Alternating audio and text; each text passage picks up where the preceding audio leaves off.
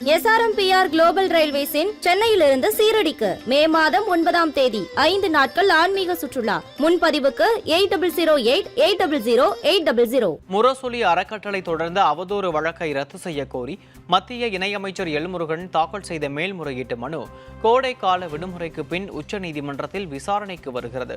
கடந்த 2019ஆம் ஆண்டில் வேலூரில் நடைபெற்ற கூட்டத்தில் அப்போது தமிழ்நாடு பாஜக தலைவராக இருந்த எல் முருகன் சென்னை கோடம்பாக்கத்தில் உள்ள முரசொலி அலுவலகம் பஞ்சமி நிலத்தில் அமைந்துள்ளதாக தெரிவித்திருந்தார். இதற்கு எதிர்ப்பு தெரிவித்து முரசொலி அறக்கட்டளை சார்பில் முருகன் மீது அவதூறு வழக்கு தாக்கல் செய்யப்பட்டது.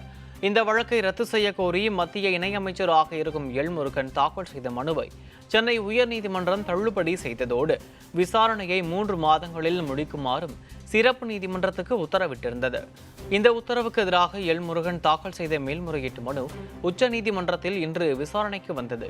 அப்போது கோடைக்கால விடுமுறைக்கு பின்னர் இந்த மனு மீது விசாரணை நடத்தப்படும் என நீதிபதிகள் அறிவித்தனர்.